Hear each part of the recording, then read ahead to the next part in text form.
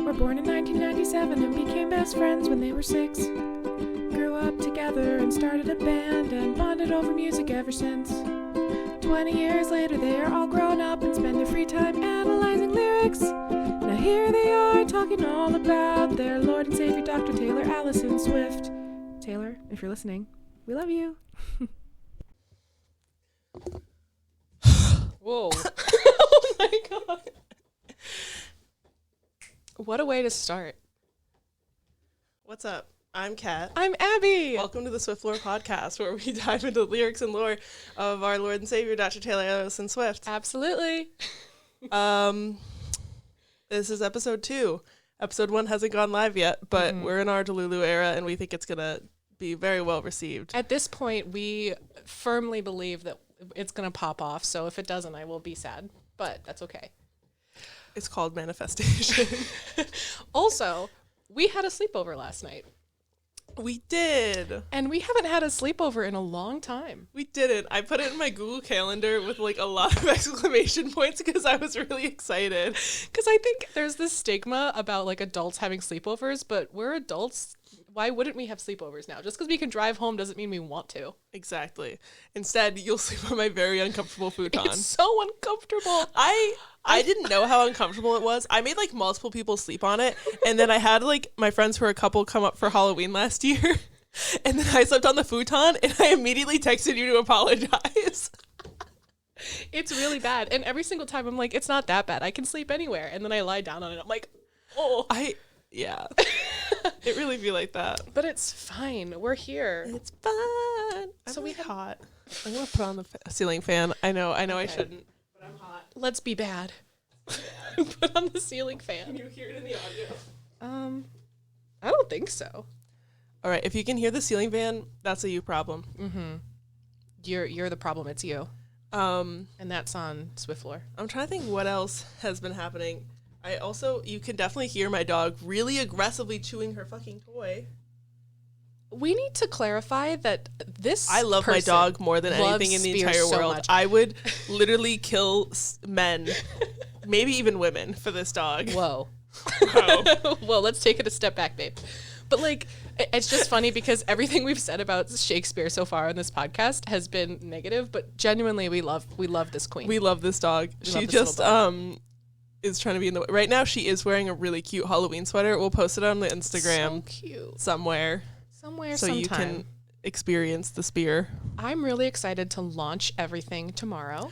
Yes. When you're listening to this, it'll already have been launched for like a week. But in our time, we're excited. Oh my God. I've never had a podcast before. Neither have I. This morning we were talking about how excited we were and how we thought it was going to go well. I was like, this is how white men feel all the time. They just have thoughts and they follow through and they think it's going to go well.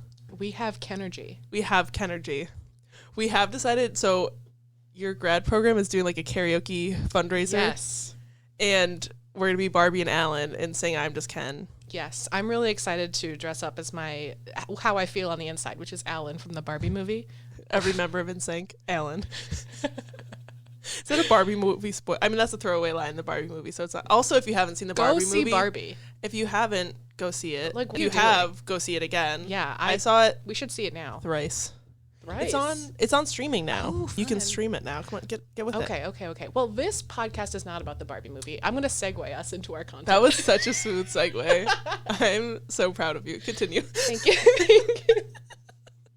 So we're here today to talk about, oh my God. Okay, I did learn editing. So last podcast episode, I found out that I was not close enough to the mic. So I'm a little quieter than Kat, and it drove me crazy editing it because I was like, come on, Abby, just like, and Kat keeps pointing to me. No, I'm not going to, that's ridiculous. That's how close I am to my mic. Hello. Stop ASMRing this.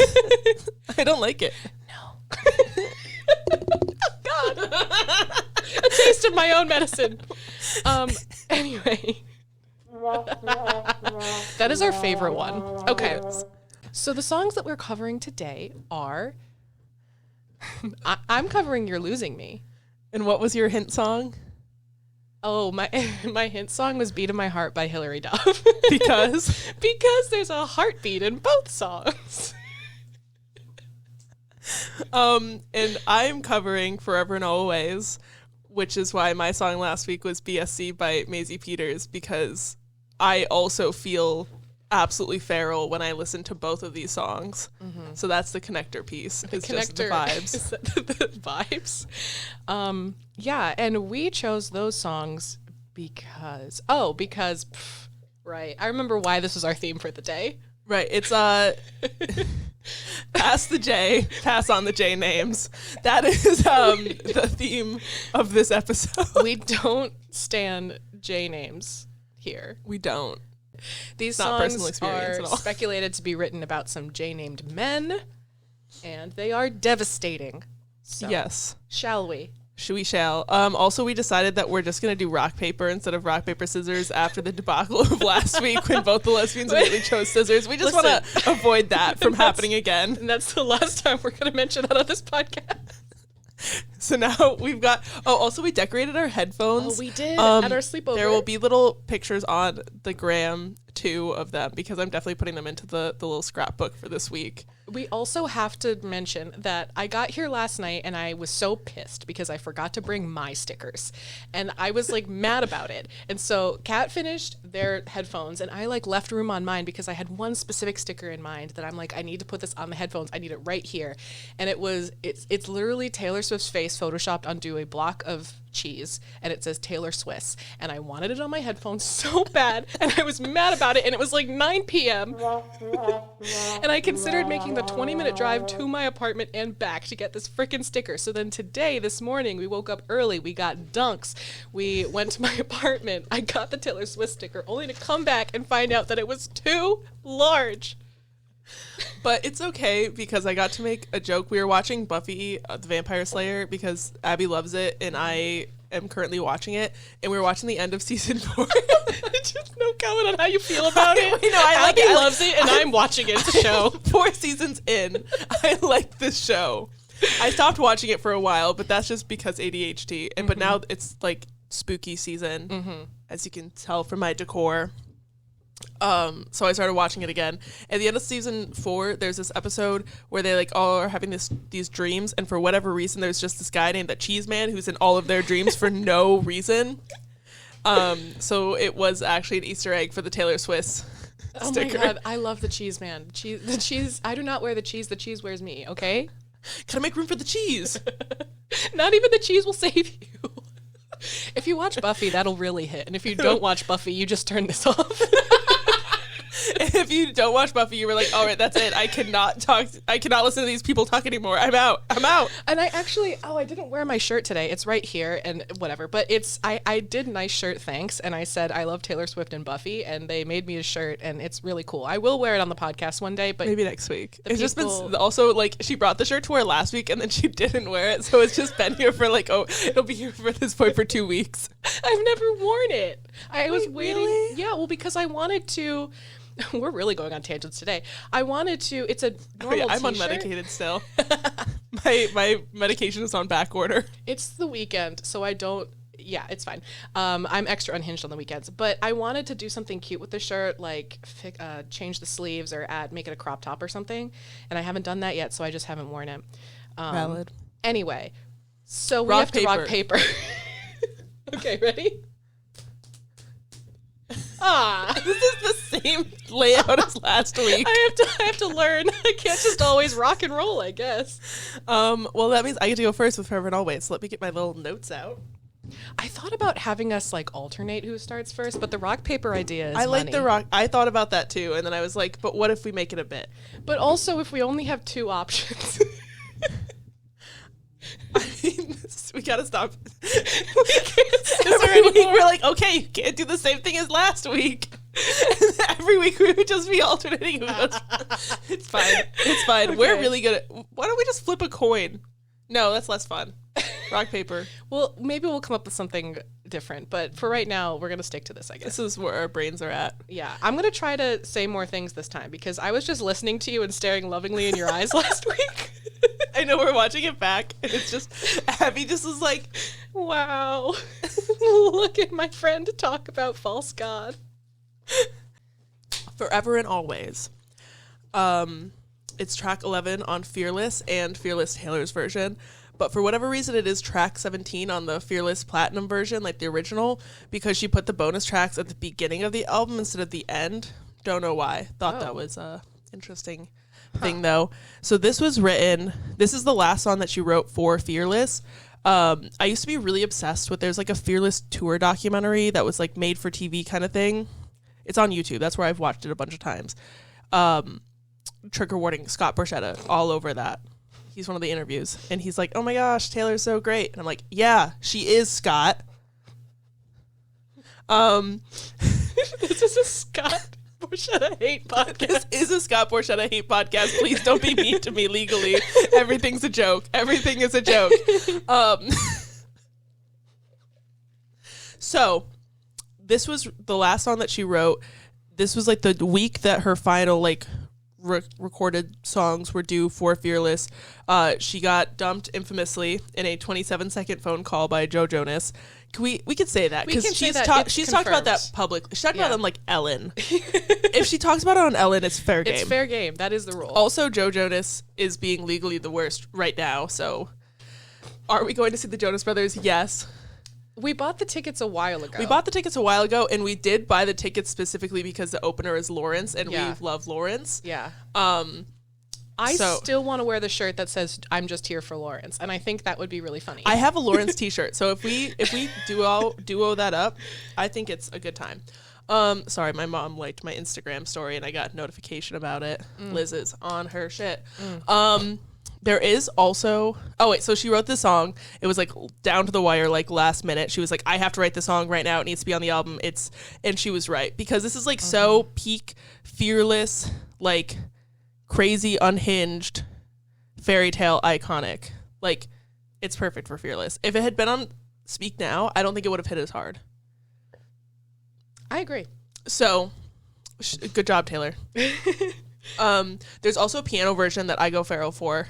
It inexplicably makes me want to shake my ass. That's just me. My next note just says Sophie Turner and Taylor Swift spotted at dinner together. Joe Jonas found dead. I don't know when I added that note. I've just been when the paparazzi pictures are dropped. They're working on something. You know they are. She's on her vigilante shit. I love the Sophie Turner Taylor Swift collab is what we all need in the world, and I'm here for it, and I'm ready for it. Bam, bam, bam. That's the sound we made on the soundboard. Ooh, yeah, but Taylor Swift's copyright team do not come for us. It'll be us going bam, bam, bam. Okay, then that's fine. Tangent. That was my alarm when Reputation came out. And Bailey, my roommate, who we also went to see Taylor Swift with, she was like, yeah, every morning I think the apocalypse was like here. Anyways, in terms of the performance, this was part of her set list for Fearless tour. And honestly, this performance, groundbreaking, icon. So she would come up, there's like this little clip from an interview that she did. It's like, well, do you think guys are going to want to date you if like you keep writing songs about them? And then it's her responding, well, if guys don't want me to write bad songs about them, they just shouldn't do bad things. And it like echoes, shouldn't do bad things. And then it comes up, it's like her and like one of her dancers like kind of sitting with her back to the audience as if they're like the interviewer. And so she does like the first verse, whatever, in her little chair. And then she like runs around the stage. She's doing all this stuff. And then before the bridge, she runs back up and she just picks up the chair and just throws it off the like top part of the stage. It's so good. You have to watch it. We'll like link it in the show notes or something because like that is queen behavior. So good. Top tier. And then she did the bridge like twice. I watched the performance because I wanted to like fact check myself before this. And the second time she does the bridge, she like goes down like right on the edge of the stage and like singing on her knees. And then she like kind of lays down this like child's pose thing and puts her hands out. And like fans grab her hands. It's so cute. And in the tour doc, she talked about how like the first night of tour, she just laid down and like a fan grabbed her hand as like a like comfort gesture. And like, oh, I love Swifties. And then you could see it in the video. We'll link that like after that, she started like putting her hand up and doing like grabby hands so that people would grab her hands. And it's so cute. She really said uppies. She said uppies. She said, if you don't hold my hand right now, I'm going to cry. I'll do it. I will do it. So let's see. She performed this at the 2009 CMAs, and she did basically her tour performance for that because why change perfection? She didn't do the uppies though. No uppies. No uppies. Maybe next time. The CMAs didn't deserve it. She didn't play it on Speak Now tour. It was a surprise song on the Red tour, coincidentally on my 16th birthday. So homophobic that I wasn't there for it. Yeah, for sure. It was a show in South Carolina, and I was in New York City for my birthday, but still homophobic that I wasn't there. She never played it on 1989 tour. And then on Rep tour, it was a surprise song in Indianapolis. And then Eras tour, it was a surprise song in Philly. Yeah. You sound really bitter about that. I am both bitter and, like, it's probably good that that wasn't one of our surprise songs because I definitely, like, I don't know what I would have done. I would have, like, you would have lost all respect for me somehow with how I would have reacted. Like, I don't know what I would have done. I did almost at our concert, like, during the Fearless set, I was dancing so hard that I remember, like, I headbanged and I thought I was going to fall over. Yes. Because we were in the nosebleeds and, like, the seats are really steep. And it was kind of shaking, especially during Cruel Summer. Yeah. Because the ground was meant to shake. Yeah. To, like, I don't know, for like vibration stuff. I did not like it. And it was really shaking during Fearless, too. Yeah. During You Belong With Me, I was like, if this is how I go, this is how I go. That's why I did have to sit down a few times because we had been up and about for a while and I was like, I will fall over. I don't want to do that. I sat down for, like, an okay amount, too. I think that no matter how in shape you are, you got to sit. You got to sit. You got to let yourself sit. And today's sponsor is sitting. It's chairs. Sit the fuck down. Oh, Lord. Okay. Okay, in terms of my personal connections to this song, this is probably in my top 5 Taylor songs of all time. Like, this is it for me. Like, I've got the nostalgia connection. I've got the it's a fucking banger connection. And I think of the throwing the chair and the hand holding performance. It's my Roman Empire. I think about it too often. I also once broke up with someone over the phone. I remember. In less than it was like a several minute phone call. And to be fair, they made me break up with them over the phone because I was like, hey, can we talk? And they were like, call. And I was like, could we talk face to face? And they were like, no, call me. And I was like, okay, cool. Am I allowed to mention the photoshopped I picture? was about to bring up that. Yeah, yes, please mention it. So after this happened, the way that I found out about it is Kat posted to your Finsta, right? And it was just like the picture of Taylor Swift and Joe Jonas, but photoshopped her face over Joe Jonas's face. It's like also not a good Photoshop at all. It was a Snapchat Photoshop. And I still think that's my Roman Empire. We'll post that as an Instagram story. Oh It'll be my limited edition. Limited edition. Oh, God. This episode is going to be 3 hours long. It's okay. I'll speed through this. Okay. So my overall interpretation of this song is that Joe Jonas fucked up. There's also this quote from a book that I can't quite remember which book it is. It might be between two, and I did not look it up because why would I? But it's a quote about how you know a relationship is over. I'm sorry. I just like you didn't give it a goog.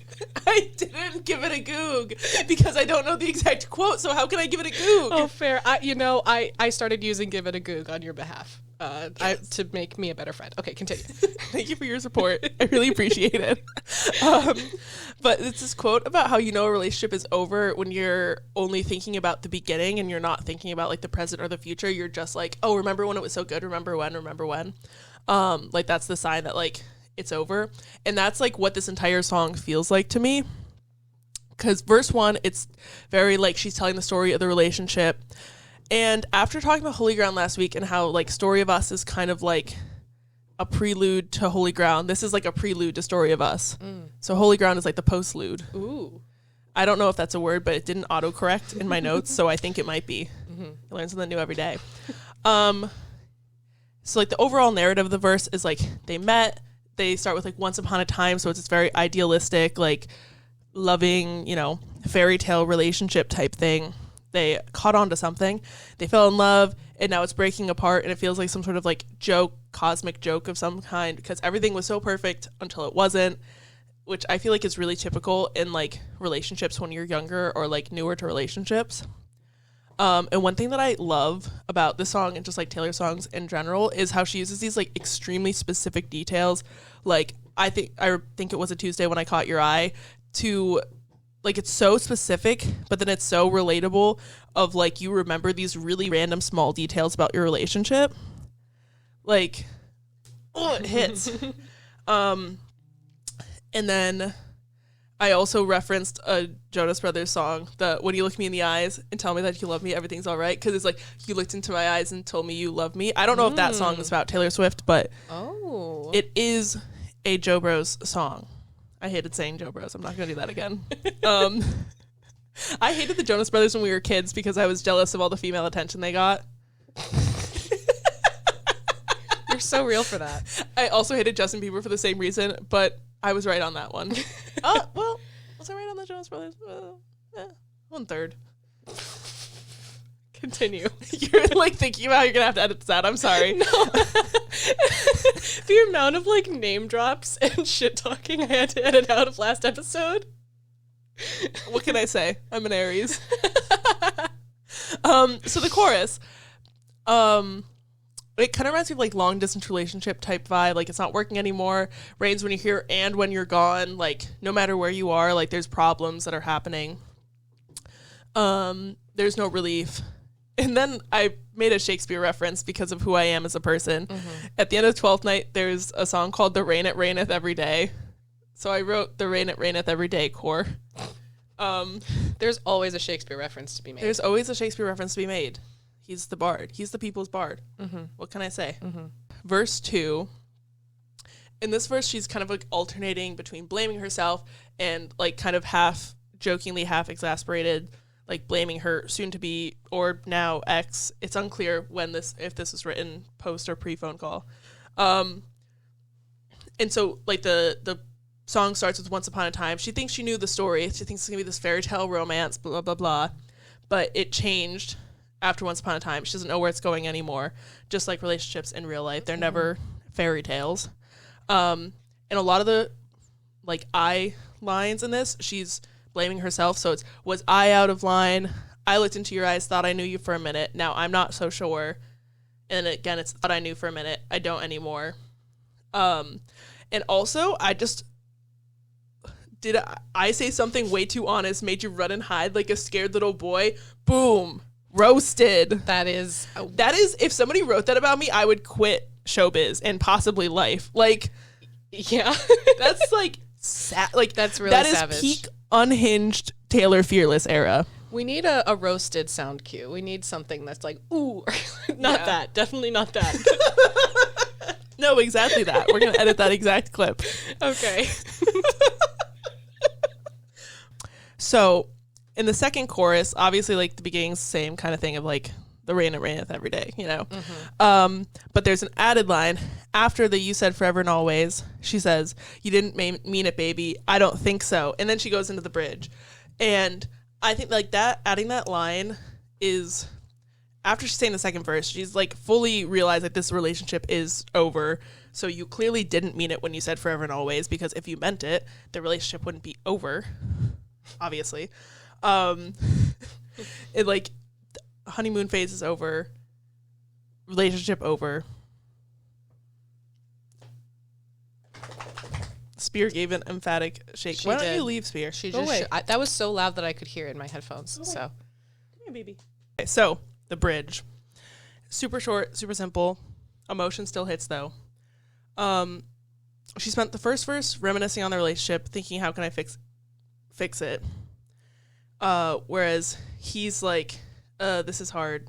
I'm immediately gonna dump you. And like the bridge is just back up, baby, back up. Did you forget everything? Like, do you forget all the good times, all the stuff we went through? Like, back, like, just like, what are you doing? Like, we had all this great stuff going for us, and it just got hard, and you immediately were like, peace out. And then the last chorus, it's the same chorus. as the other choruses, as choruses chorus. Choruses do be But she does this like opt up during the like Rains When You're Gone that just like, ugh. That's one thing in the Taylor's version, like she still hits it and it still sounds like angry and everything. But in the original version, like I still have it on CD, so I listen to it on CD sometimes because I don't stream it, because don't do that. But like she's just so pissed when she's singing it because she's still in the midst of this breakup when she recorded the original one. And like you can't always capture that same kind of like, ugh. I've heard that. I won't say criticism because I refuse to criticize Taylor. So true. But I've heard that comment, that feedback about some of the re-records is that she doesn't have some of the same raw emotion that came from when she originally wrote the songs. I didn't really listen to the non-Taylor's version albums, so I don't have that experience, and it still sounds pretty angry to me, but like That's I get fair. it. Okay, so on to the discussion questions. Do you think I'm a bad person for breaking up with someone over the phone? I know who it was, and I say no. Oh wait, that was my only discussion question. Knowing the context. And was that really?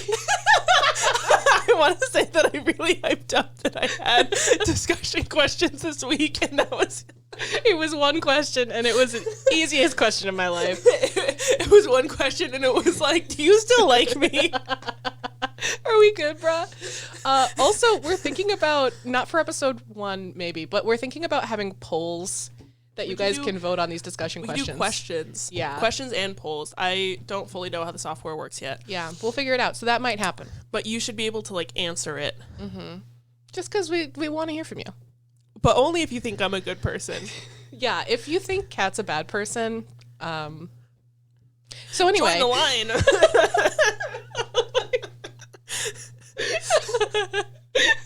Oh my goodness gracious. Okay. And that's it for Forever and Always. You didn't mean it, baby. That was fun. I need to blow my nose. Okay, go do that. Hold for Kat's sneeze. Okay. I'm laughing too hard. Sorry for being so freaking funny all the time. Well, so I'm laughing. And because I'm laughing, my eyes are watering. Because my eyes are watering, my nose is running. Yeah, it's a whole perfect storm. Don't get copyrighted. I don't think that song is copyrighted anymore. I don't think so either. Let's look into it. Let's give it a go. Time for You're Losing Me.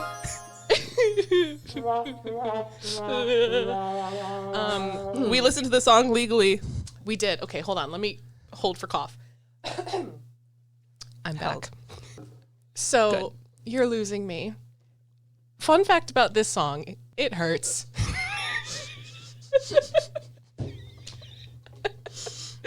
You said, fun fact, ouch. Ouchie.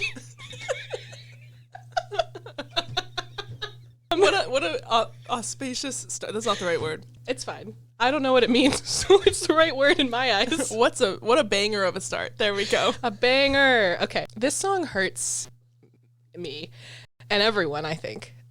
It's rough, and it's really rough in both the words. It's really rough in the best and most heartbreaking way, which Taylor tends to do quite often. You're Losing Me is an exclusive bonus track that Taylor released on May 26th, 2023 for the late night edition of Midnights. And as of today, September 30th, 2023, it is not available to stream. Big sad. As of August, though, it's on a Chinese streaming service called QQ Music, but I never heard of that before. And then people also frequently upload it elsewhere, but no, they don't. They don't do that. I bought the CD. Okay, so that's my next point. Is that it? I'm like, what if we get to the point that I want to talk about Abby? Matter of fact, this is Kat's podcast now. Okay, so we attended the Eras Tour on May 27th. And so we really lost our minds when this dropped, especially because she posted to Instagram, we're going to be selling this song on an album only at this one venue that Kat and Abby are going to for them specifically. She said that. She said it. She said it's only for the future Swift lore podcasters. Because as we know, Taylor Swift can see the future. Yeah, she's a time traveler. She saw us coming. Unlike State of Grace, where she never saw you coming. Right. It's the opposite of that. Yeah. Absolutely. Again with the absolutely. I say that so much. All right. So anyway, the song was released. And we listened to it, and I remember being in the car and Kat saying, like, this bridge is going to break you. And it sure did. I listened to it.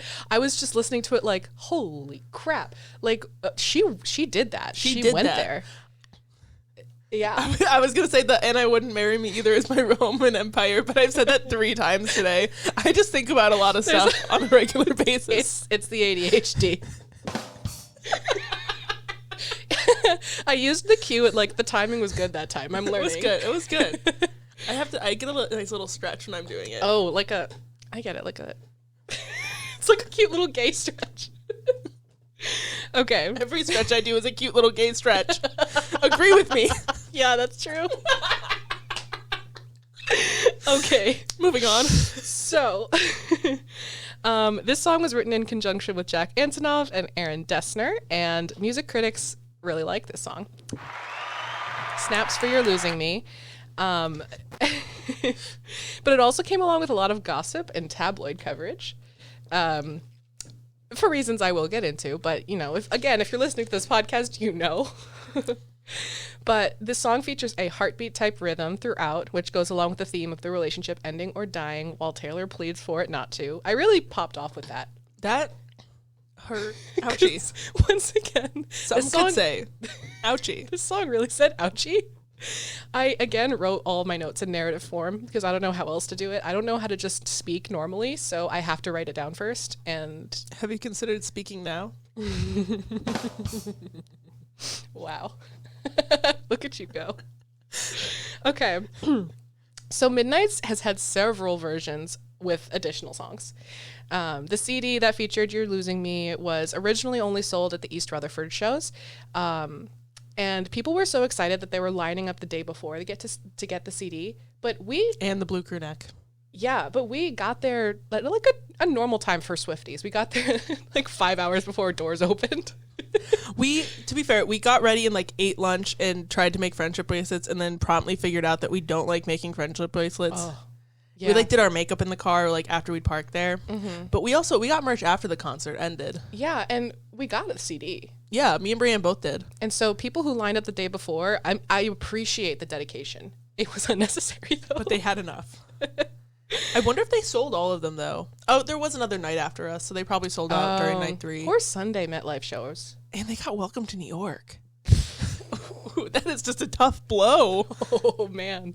Shots fired. Welcome to New York it's a banger, but it's not as much of a banger as False Ground. False Ground it's a banger. Okay. And it's all Swifties just lost respect for me. Continue. False Ground. Holy God. I mean, both of those are phrases on their own. They're just not Taylor Swift songs. Could you imagine if I just started going, holy God? I'd sound like a cartoon child. Okay. All right. Lady. And the song is... Okay, I have to get my giggles out. Whew. So, the song has since been sold online digitally. That's the end of that. Oh, yeah. So you can buy it and listen to it legally. But True. It's not streaming yet, and I cannot Well, wait you for could the only day. buy it for 24 hours. You can't buy it anymore. What? Yeah, it was only 24 or 48. Oh. You know how she does that scarcity thing yeah. to get people to buy merch? Marketing genius, Taylor and Swift. It works. So snaps for that. Okay. So this next bit here, there is discussion about why the song was released at the time it was and the way it was. So I'm going to touch on that a little bit. Spear just sneezed on my foot. I'm so sorry. That's okay. I love you and bless you. So it's fine. So the theme of this episode, and we've kind of talked about so far, it's pretty clear that we're feeding into the speculation for this one, but I also want to treat this respectfully and with care on Taylor's behalf, especially since this one's pretty recent. This is a recent thing. But with that being said, there was the announcement of her breakup with Joe Alwyn on April 8th. Well, you keep turning to look at me, and then I can hear you go, Let me look at you. No. Let me. So the breakup announcement was about 6 weeks before this song dropped. We were together when that breakup announcement happened. Oh my God, we happened to be hanging out, and then we just listened to all the songs that are supposedly about him, and then we cried. Yeah. And there's video evidence of this as well. Is there? Yeah. Oh, shit. Yeah. I think we were already a few glasses of wine deep also when the announcement happened. That makes sense. It was, what a night for Swifties. Their ship name was Toe, though. Like Toe. Oh, well, if you have a bad ship name, then why even bother with the relationship? You said it, not me. We should have known. Well, it could also be Swiftwind. All right, I'll give you that. This is the Toe episode. It's the Taylor Joe episode. I thought we agreed on the J name. Don't date J names because we're trying to be... Because your ship name will be... Or Jailer. Wait. Why didn't we think of Jailer? Also, does that mean You can be my jailer. Is that... Oh my God. I can't move at all because of how my headphones are lined up, but I have so many energies to expend. Wow. I don't know. It could be because, Taylor, she really do be thinking about everything. You can be That's my true. jailer. Okay. Wow. Okay. So anyway, my next sentence is Taylor does everything Taylor does everything purposefully and with thought behind it. Just about everything. And so that announcement was made while she was on tour and right before she had a weekend off.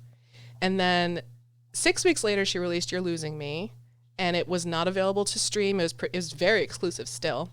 And that song, it gives more alleged details about the breakup after giving the announcement some space.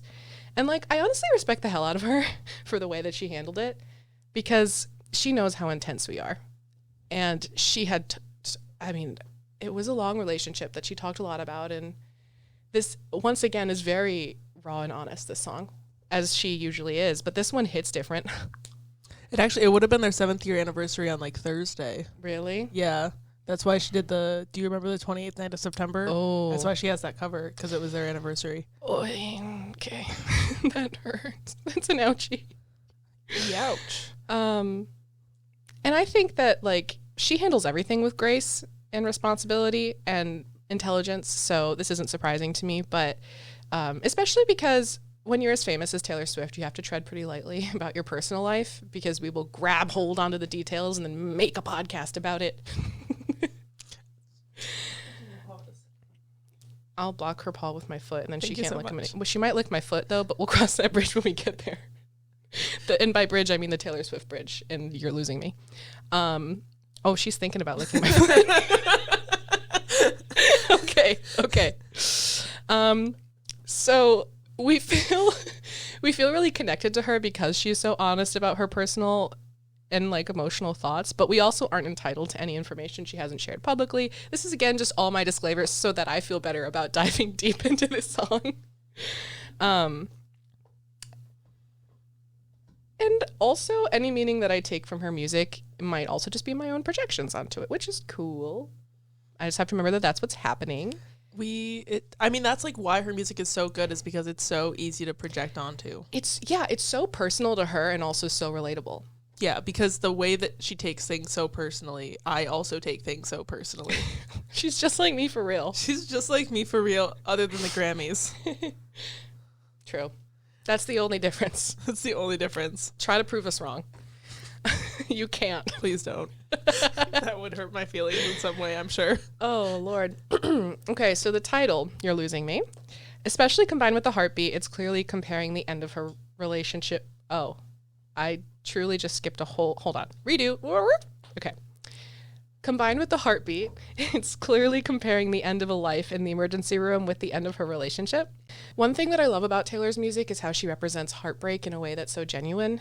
And she does not downplay it in any way. Some of the worst emotional pain that I've ever felt in my life was during breakups. So a lot of times society and people in general just brushes off heartbreak is just heartbreak, but it's something that we grieve as if it were a death. It's really powerful and horrible and awful. And so I'm really glad she's giving those feelings a time to shine and validating how devastating it is. So For the purposes of this analysis, I'll go ahead with the theory that this song is about who the song is about. They dated for 6 years. You guys all know this. And their relationship was pretty private. She'd gone on record many times to talk about how happy he made her and how happy they were together. And they also wrote songs together, even super sad songs like Exile and Champagne Problems. I feel like it was Bailey that said they really like to cosplay divorce with the Folklore and Evermore songs that they wrote together. Oh my goodness. I think, and they cosplayed a little too hard. They cosplayed too close to the sun. Oh, man. And it's also speculated that a lot of the more recent happy love songs are about him as well on Midnights. Like, that album in general seems to have the theme of discussing the relationship, and for the most part, it's in a very positive light. Lavender Haze in particular talks about how their relationship flourishes despite the challenges, and that song also highlights how the two aren't married, but how that works for them. But in You're Losing Me, which was released later, it counters that a little bit, which I'll get into when I do the lyrical breakdown. Taylor also classifies herself in this song as a pathological people pleaser. Girl, same. She'd just like be for real. Which relates to Antihero specifically because Taylor is pretty open in that one about how she's not a perfect person. And I think Midnights as a whole is really her admitting to us that she shouldn't be put on a pedestal and that she's not perfect. I think it's also interesting because you talked about how you just watched Miss Americana again. Mm-hmm. And like in that, she's just like, my entire worldview is shaped by the fact that I want people to like me. Mm-hmm. And I did just see a TikTok that was like, thank God Taylor Swift wants people to like her because otherwise she would be like the most notorious serial killer of all time or something because she's just so smart and so smart. Sneaky. She's a mastermind. She is a mastermind and she masterminds for good. She does, for the greater good. I did rewatch Miss Americana and it did break my heart yet again. So. Oh, okay. Woohoo. That I was singing the lyrics. I wasn't just brushing off your comment. Okay. In the cheer style. Should I go get my pom-poms? Oh my goodness. My Stranger Things costume. Because we cosplayed as Chrissy and Eddie last Halloween, which was really cute of us. Some would call it a Halloween costume and not a cosplay. Some would call it that, but we wouldn't. When it comes to Stranger Things, I have no chill, and if you know me, you know, okay? It's fine. That's valid. They're my two hyperfixations, Stranger Things and Taylor Swift. Okay. So You're Losing Me ties together her thoughts on herself, her career, and her relationship all in one. And as sad as it is, I think it's an amazing addition to the album from the vault. And I also think the way that it was released was genius as well, because I love the original ending songs on the album, both Mastermind and Dear Reader, for different reasons. And I think that You're Losing Me is a really fitting and heartbreaking conclusion, but it also fits in with all the themes of the album. I gotta poke a little hole. That's not the last song. You're Losing Me, isn't? It's You're Losing Me, and then it's Snow on the Beach, more Lana version, and then Karma featuring Ice Spice. Oh, but those are like remixes. Yeah. Okay. But I just wanted to point that out just so that we're fact checker. For clarity. Okay. Yeah, I didn't even have to give it a goog. I just have that CD in my car. Because we listen to it legally. We don't break the law. No, never. Okay, on to lyric analysis. So every line of the song is painful, honestly. That's how I started this. You're right. You're right, and you should say it. So it starts with Taylor talking about how she's putting all this effort in and not feeling like it's being returned. She doesn't feel understood. So the lyrics, you say I don't understand, and I say I know you don't. It's like she knows him better than he knows her, or at least she sees what's happening more clearly than he does. She also uses the we pronoun. We're pronoun people here. We talk about the pronouns a lot. Yeah. This candle, that's the pronouns. Pronoun candle. English 101. We all have pronouns. Respect them. Amazing. So she uses we next, saying we thought a cure would come in time. And then it switches to I, and she says, I fear it won't. So once again, she's expressing her doubts about the relationship that he might not even be aware of. And she mentions how we loved it, as in like the room, because of the light. And now I just sit in the dark and wonder if it's time. So this continues the theme of the we versus I. Yeah. Mm-hmm. That's just devastating shit right there. Ready to cry. So it sounds like she's the one in control of this breakup. She's asking whether she should continue to work for this relationship or give up on it. And this is a bit different from other breakup songs we've heard from her, because she usually feels blindsided by the breakup. And this one feels more like a slow descent into like the decision. Yeah, I feel like it's also like it's more grown up than her other breakup songs. Because if you think about it, like, she's written breakup songs since she was in the 6-year relationship, but some of them were kind of like theoretical and some of them were about like characters or like reflections of the past. This is the first like breakup that she's gone through since she was like 26. 26 or 27 or 28. Anyways, I don't know how time works. Maybe. She's like 33. So like since she was 27, it's the first time that she's gone through a breakup. And like you grow a lot over the course of 6 years, especially into your like 20s and 30s. So like she has this different perspective on like what a breakup feels like. And I feel like that's why the song hurts so much, is because it's such a like mature, like, I know this is the right choice and I hate that I have to make it. Which, been there, done that. Oof. Got the Photoshop Joe picture to prove it. We've been there. This song hurts. So then she compares herself to a phoenix rising from the ashes over and over again, but then admits that she's getting tired. This to me ties into Sweet Nothing when she sings "I'm just too soft for all of it," which also hurts. You know what? Pain is a thing. I'm thinking about crying right now. I love the moments in her music where she lets us see her vulnerability, because I think that's really vulnerable. And I do think that she's literally flawless. I mean, I know in my heart that she's not a flawless person. Also, I think just relating like that always rising from the ashes, like in Look What You Made Me Do, like I'm me, I rise up from the dead, I do it all the time. Yeah. And she's bragging about it there. And here she's like, it's so hard to constantly revive myself. I'm so tired. She's just like me for real. Oh my God. So then, of course, there's the chorus where she says, "Stop, you're losing me." And she's warning her partner that if he continues this behavior, it's over, and that he has the power to save it. And he's simply not doing that. And that hurts more than anything, the fact that he's not doing it. And it seems like she's made up her mind at this point. And the second verse is a lot more angry than the first. So she talks about how he's not seeing that she's dying. He's not recognizing the stress she's under. He's not admitting there are any problems between them. And it's taking a toll on her. So the line, "You don't know what you got till it's gone," is also interesting to me, because I'm not sure whether she's saying that from her perspective or his. And then I just wrote, "Discuss that." Yeah, I mean, I think both of them, because like she's mourning the loss of this relationship, and like it definitely is the worst when you're going through a breakup and you're like, here is, I can tell what's wrong and what we need to work on, and this is what we need to commit to working on. And like being with a partner who's like, I'm not willing to do that for you, is like super fucking painful.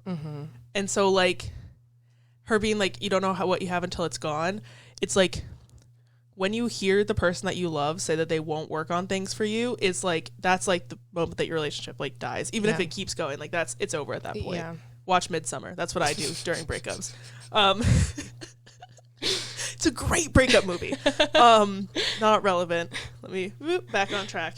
But like, so she's thinking like, you don't know what you have till it's gone. When a relationship ends, you realize like all those like honeymoon cute things they used to do. And then also obviously when it ends, he's not going to know what he has until it's gone. Yeah. So in conclusion, yes. Yes. The answer is both.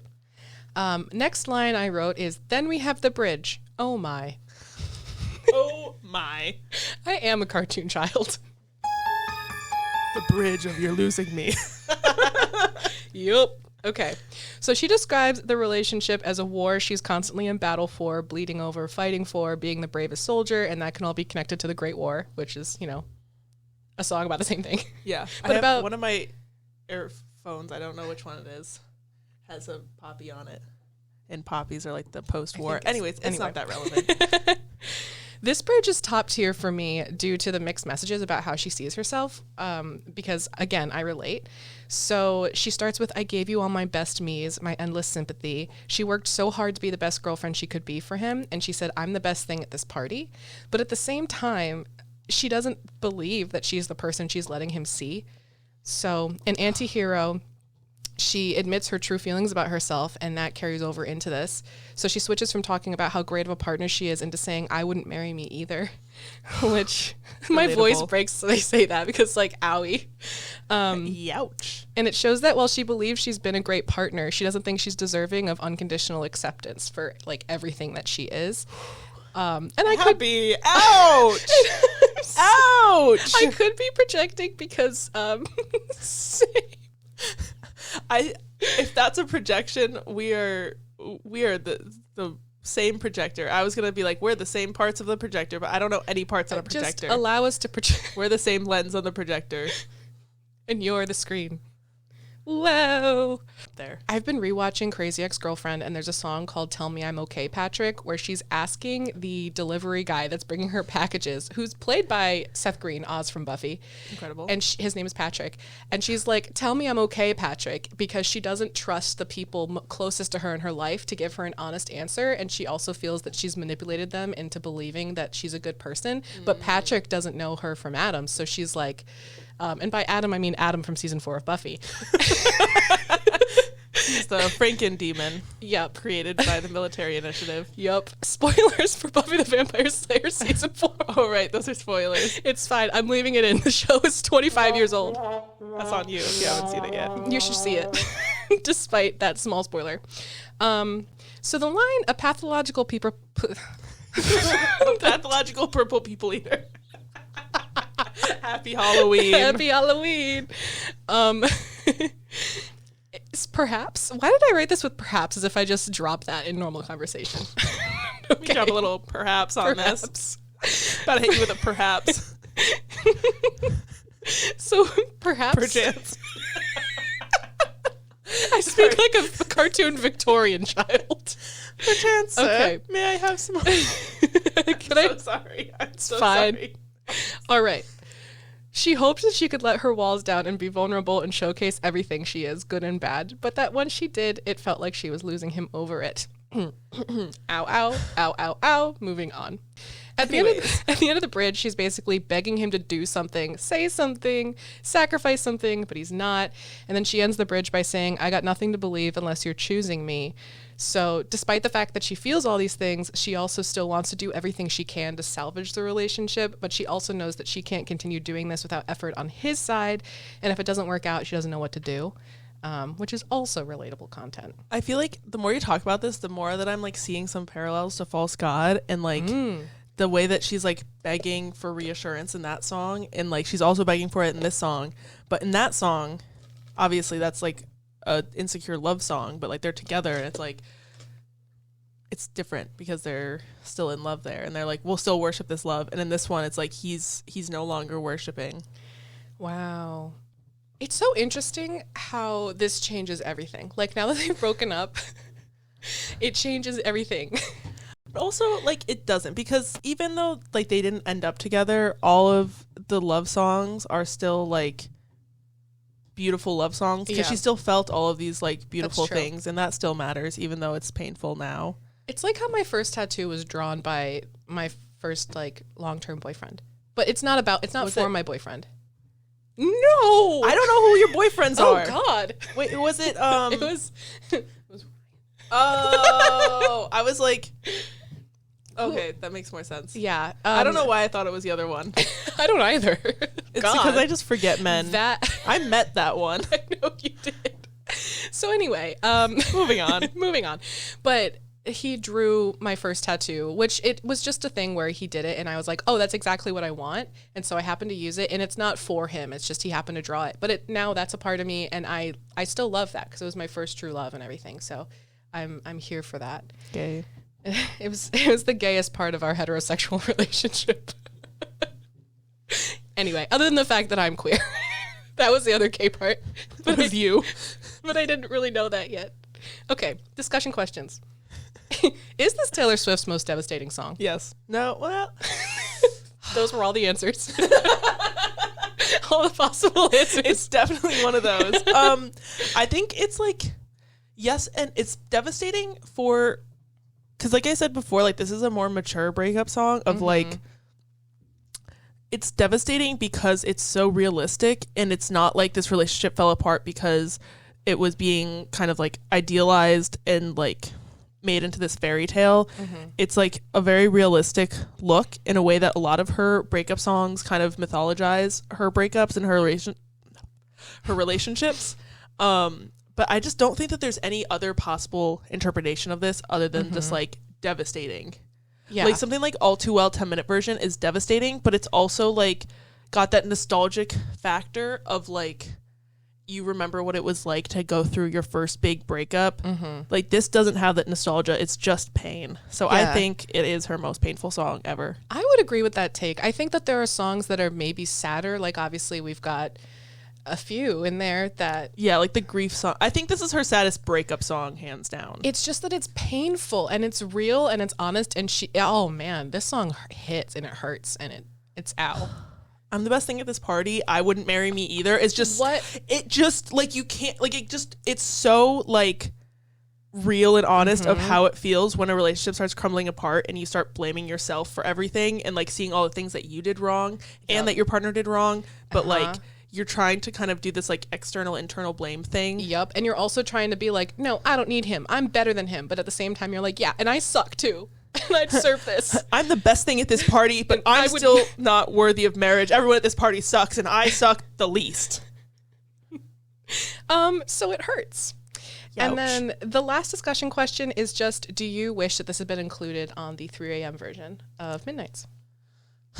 I don't think. I think that the way that she released it was like such a like masterful move of like, because also I wonder if she'd even written this when Midnights came out, because her and her ex were still together when Midnights dropped. So even though this is a vault track, like some of the vault tracks we know she would have written like during the era, and some of them were just like right after but didn't like make the album cut kind of thing. I feel like she might have written this after Midnights came out. Or and it's just such a, I don't think that you could release this song while you were still dating someone about absolutely, like, you could if not. they were still together and she put this on the album, like they would have broken up immediately because there's like no, that's true, you know what I mean? So I feel like waiting until after the breakup. I do wish that it was streaming though, because I want to listen to it more than when I drive to the gym, because I can't listen to it every time I drive to the gym, because then I just have the worst workouts. And if I listen to it after the gym, I'm just wasting all the endorphins, and that's pretty much the only place I go when I leave my house is the gym or work. And I cry too much when I listen to the song. Fair enough. I also wish it was streaming, and I also think that this was a good move to release it the way that she did. Spear, don't eat that. So that's our episode. Thank you for listening. My hint song for next week is Crying by Roy Orbison. Oh, I know that song. Me too. My song, I don't know if you've ever heard of it. It's the song Don't Stop Believing by the Glee cast. They invented it. They invented Don't Stop Believing. I'm just kidding. I know it's Journey. Journey don't come for me. Journey stands don't come for me. Are there Journey stands? There's Will Schuster. Trigger warning. Are there non-war criminal Journey fans? Anyway, those are our hint songs for next week. And this has been Swift Lore. Make sure you follow us on Instagram at SwiftLorePod and TikTok at SwiftLorePod. And we still don't have Twitter because Elon Musk, Our update is that Elon Musk is still, That's our update. That's our update. All So, right, yeah. and now we gotta end it. Chris by 5. Chris by 5. All right, have a good week, everybody. I'm Abby. I'm Kat. Ow, that one hurt. That was a crispy one.